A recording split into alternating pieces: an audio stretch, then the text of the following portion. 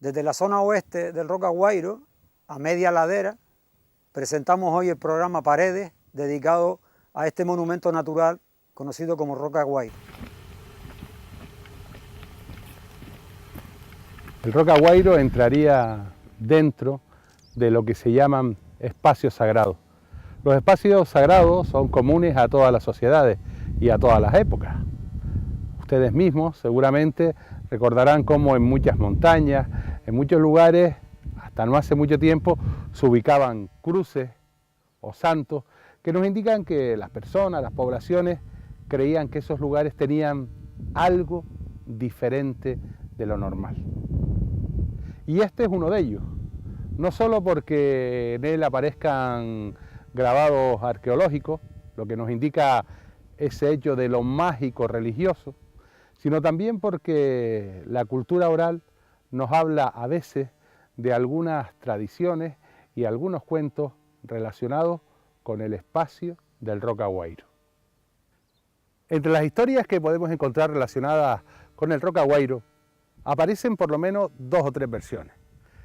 Y todas tienen algunas características en común. Por ejemplo, el solsticio de verano.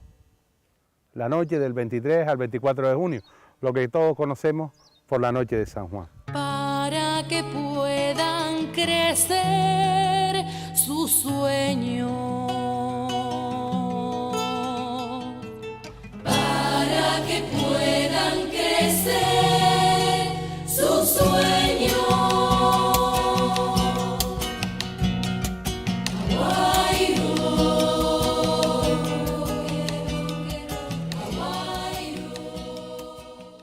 El Roca Guairo limita a la llanura aluvial de Gran Canaria, situada sobre el este, una llanura del Cuaternario con unos millones de años, y es una estructura que tiene forma de roque erosivo, que ha sido el testigo de los restos de esta zona de Gran Canaria. Esta montaña está formada por 2 tipos de materiales muy distintos. La parte baja pertenece al basalto del siglo I, basalto antiguo de Gran Canaria, y encima tiene una plancha de gran envergadura de fonolita.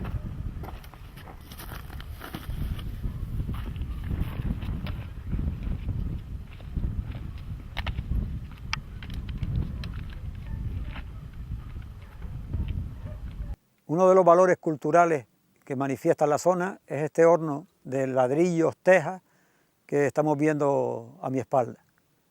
En la antigüedad lo que hacíamos era tener los recursos más cercanos para usarlos y construir en la zona.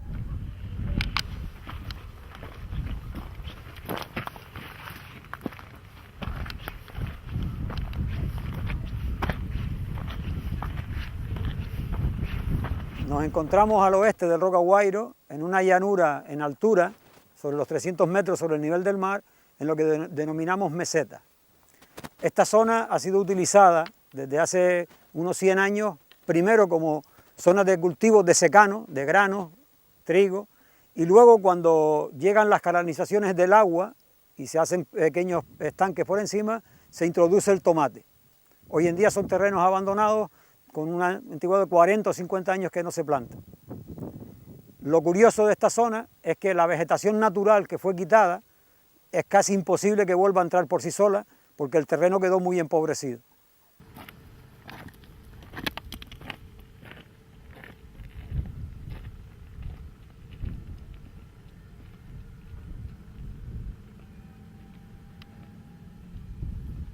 La vegetación típica de la zona corresponde al tabaibal cardonal, también conocido como piso basal. En este momento lo que tenemos a nuestro alrededor es la tabaiba dulce, la balsamífera, que parece ser que es bastante exclusiva de suelo, ya que se encuentra en zonas muy reducidas y ocupa prácticamente todo el terreno. Tiene unas características por la forma, la ramificación desde el suelo, el fruto que es único en cada terminal de ramas. Estos son oteros. Los alcaudones, los cernícalos, se posan ahí y observan. Entonces, desde que hay algún lagartillo, algún ratoncillo que se mueve, ¡pum!, a por ellos.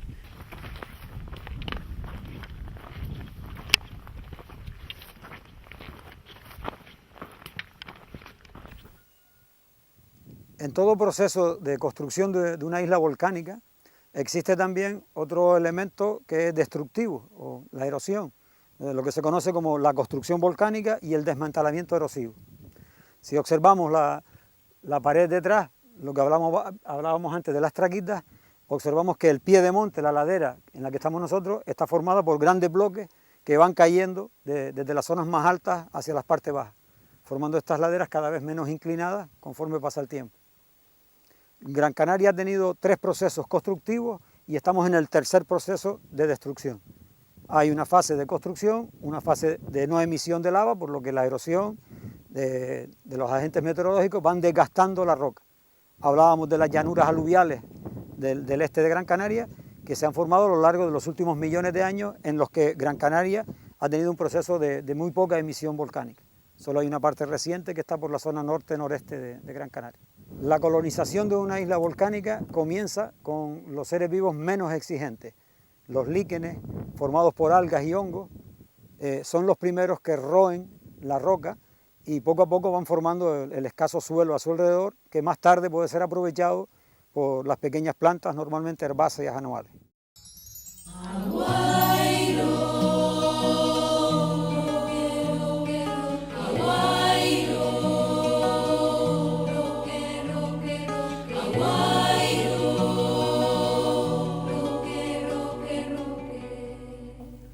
Esta montaña forma parte, junto con un grupo como Ventaiga, Tirma, a montañas que se consideran sagradas, entre comillas, o emblemáticas para el mundo prehispánico.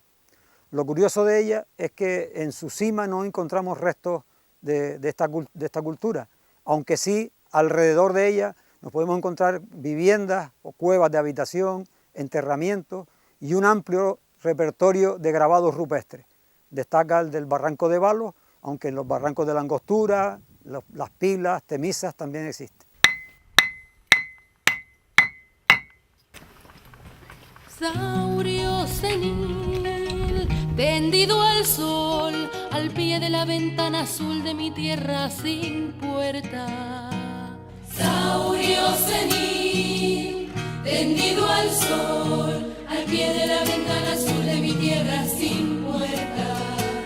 Testigo fiel, monumental, de una historia ancestral de resistencia.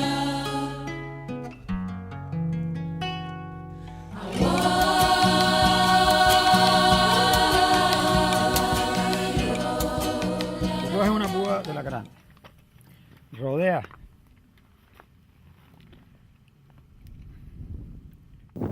A veces nos resulta curioso encontrarnos con plantas como la tunera india en estas zonas aisladas.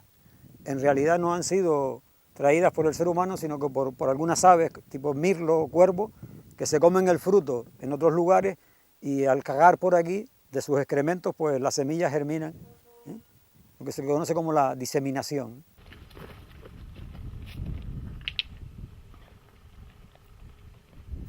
Otra planta común en el Tabaibal es el cardón. En esta zona se encuentra muy reducido porque fue utilizado en agricultura antiguamente como desinfectante del terreno. La fauna invertebrada está muy bien representada en el Tabaibal cardonal. Sobre la tabaiba suele vivir una oruga de una mariposa, que es la mariposa de la esfinge, que son de los pocos animales que son capaces de alimentarse de ella, ya que la tabaiba tiene una acidez muy fuerte, que se le considera casi venenosa.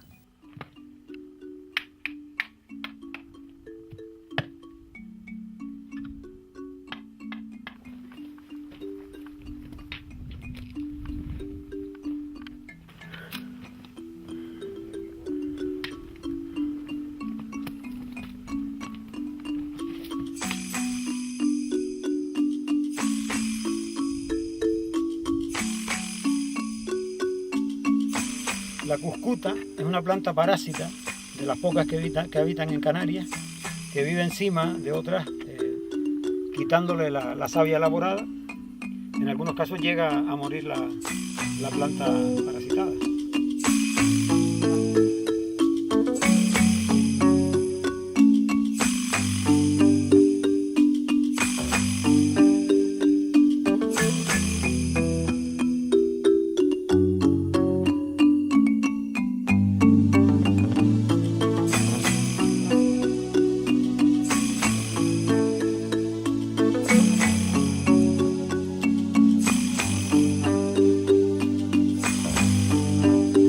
Esta, por ejemplo, la poca cantidad de hojas que tiene. Sin embargo, se ve que es antiguo por la ramificación.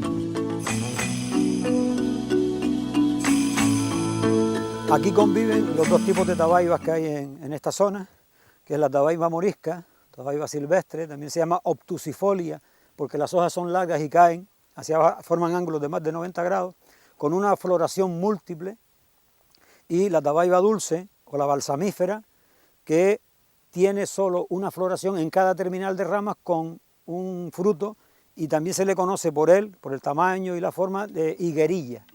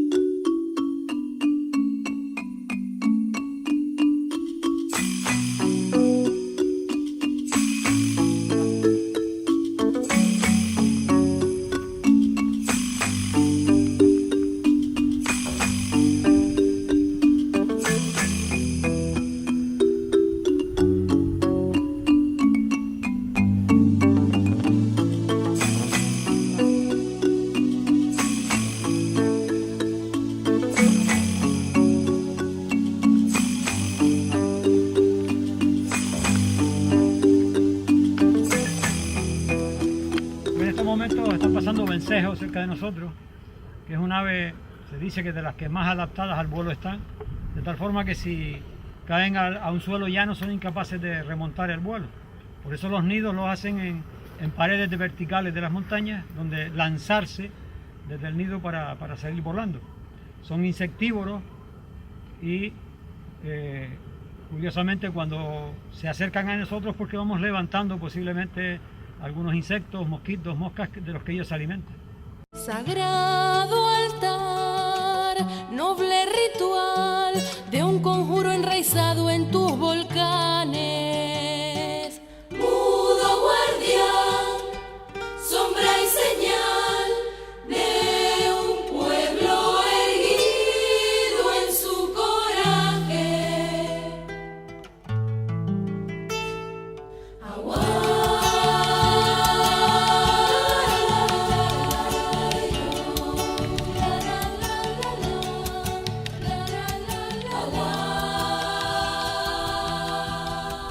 Desde la cima del Roca Guairo, a 550 metros aproximadamente, nos encontramos en una verdadera atalaya, otero, con una gran amplitud de paisaje.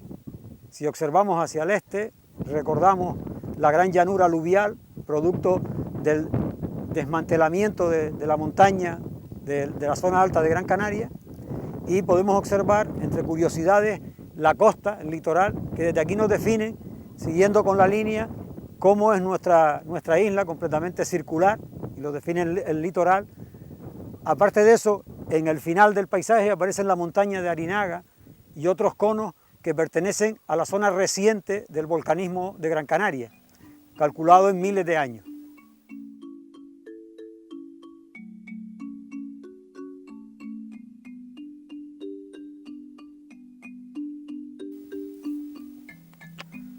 Si observamos hacia el poniente, hacia la zona oeste de Gran Canaria, tenemos a nuestra espalda la rampa que forma esta zona de la isla. Son acumulaciones de corrientes lávicas que fueron ampliando la altura de Gran Canaria.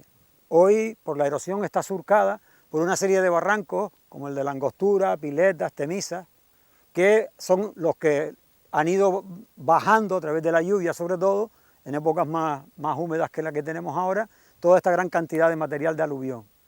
Si observamos el fondo, están completamente arañadas por una serie de zonas de cultivos en bancales, que fueron lo que se denominó en la antigüedad o hace unos cientos de años el granero de Gran Canaria, desde los altos de Santa Lucía, altos de Agüimes, hasta las medianías de Telde.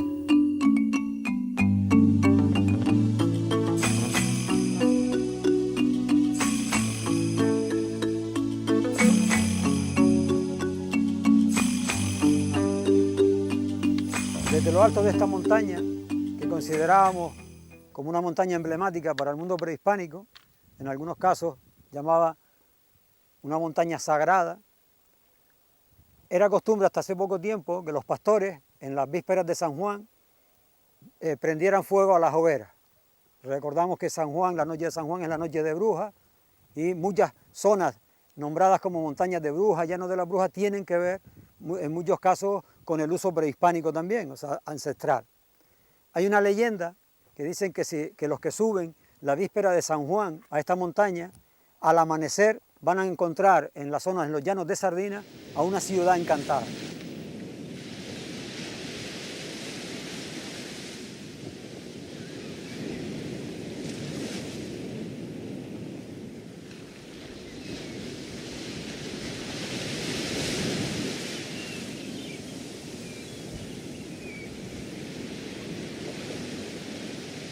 En la orilla de la marea estaban Juan y Juana.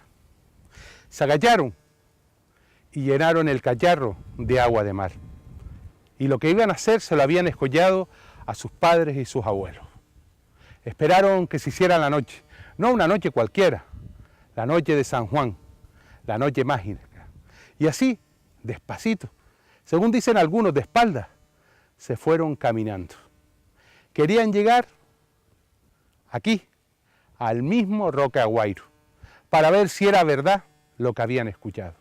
Y despacito, sin que se derramara ni una gota de agua de la marea, fueron cruzando los barranquillos, los caminos, los mojones y las paredes de piedra. Tardaron un buen rato, pero al final llegaron. Y justo al pie del roque se agacharon donde le habían dicho que tenían que hacerlo y despacito derramaron el cacharro con el agua de la marea. Y la leyenda se hizo realidad. Una ciudad encantada, llena de luces, pobló los descampados llanos de Sardina.